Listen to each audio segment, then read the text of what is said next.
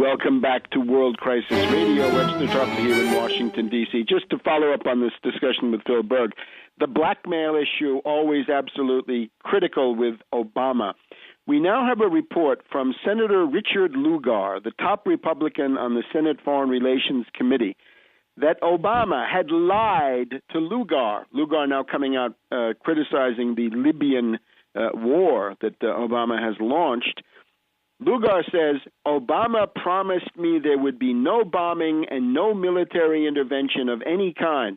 Several days before the bombing started, Obama lied to Lugar, or guaranteed to Lugar, that there would be no fighting. Then Obama changed on this entire Libyan issue. What made it happen? Well, was it blackmail? Was it blackmail on the birth certificate issue, the Rezko Blagojevich issue, the Larry Sinclair issue?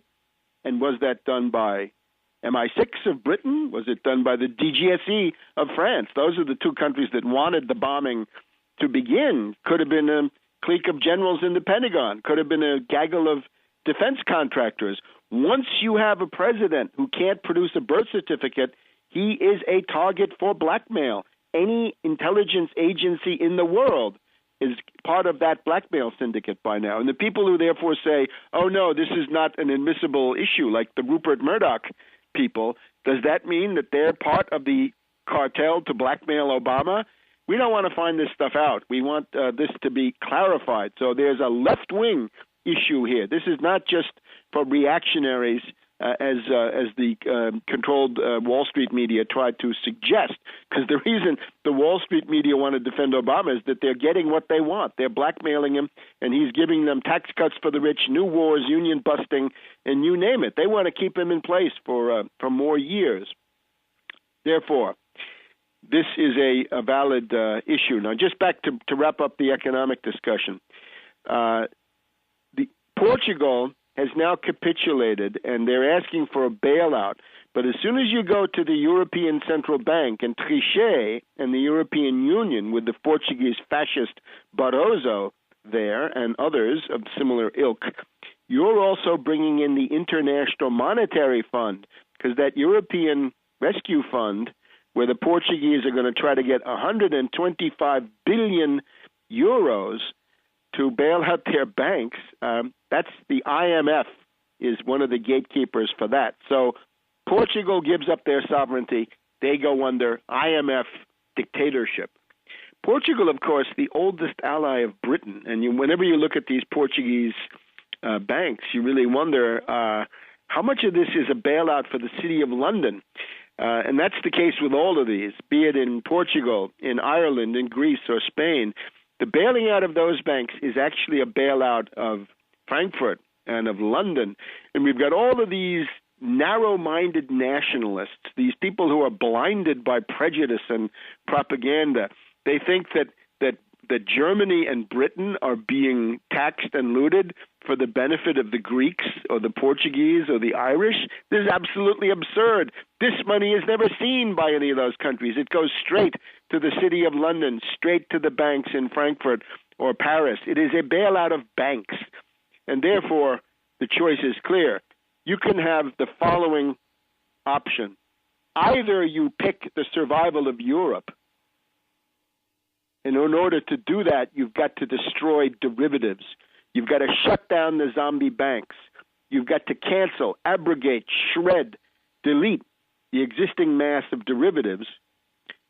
Or you can choose national suicide. If you keep the derivatives, you won't have Europe, and you won't have a nation state either. Because once that process of anarchy and dissolution begins, it won't stop in Brussels. It will come home to you in London, in Berlin, in Paris, and in Rome. You will get the descent of Europe into chaos. Normally, I would say tribalism, warlords, criminal syndicates, and gangster regimes, and that's pretty much what it's going to be. So the urgency, therefore, is wipe out derivatives, fight speculation, fight zombie bankers, fight hedge fund hyenas.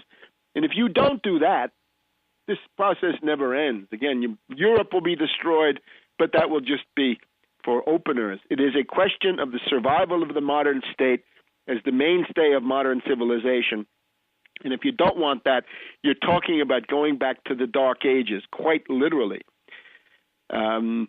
Therefore, Socrates, the agent of the Second International, has done no favors for Portugal by having a minority government after he had been repudiated by the parliament make this fateful decision to bring in the International Monetary Fund. Now, everybody is expecting Spain to be next. Spain, of course, this Banco Santander is, of course, one of the leading zombie banks of the world. The only thing to do with Santander is shut it down. Chapter 7, liquidation. That's all you can do. And all of the derivatives are simply canceled. That, of course, will have terrible consequences for the city of London, Paris, and Frankfurt, as well as Wall Street and so forth. But that's the way it is. You can choose between the survival of civilization on the one hand, or all public policy is aimed at propping up derivatives. In the case of Ireland, we are told that the maintenance, the bailout of the nationalized derivatives banks of Ireland is greater than the gross domestic product. And you wonder, where could such losses come from? How can you lose that much money? It's an interesting technical problem. Well, the way you can do it is with derivatives. Because when you buy a stock, you can lose 100% of what you put into it if you just buy it. But with derivatives, you can lose 50, 100, 500, 1,000 times what you put in. And it's the genius of derivatives that is now bankrupting all of these nations. So that's the lowdown on economics. We'll be looking for Spain. Oil prices just reached a post-2008 high, thanks to the speculators at Goldman Sachs and Morgan Stanley. This is not to do with supply and demand. This is pure speculation. Corn stocks are now at a 15-year low, thanks also to the green lunatics of the ethanol movement. And the speculators, of course, are at work in that framework. We're going to hopefully have Dan Abramson back next week to tell us more about the $3.7 quadrillion of derivatives, and we want Jerry Brown to take another look at this, and Cuomo in New York. Cuomo, stop giving that money back to Wall Street. Save the cops, save the firemen, save the sanitation men and the teachers and the state employees. Make the zombie bankers bite the bullet, and the hedge fund hyenas collect that money and keep it for the people of the state of New York. The European Central Bank raising its rates. The dollar now weak, very weak. The dollar back down to 1.44 U.S. dollars to buy a euro. We may be heading into another dollar crisis pretty soon, and that may go together with the municipal bond crisis here in the United States. But now let's change gears and look at the international situation in our remaining two segments.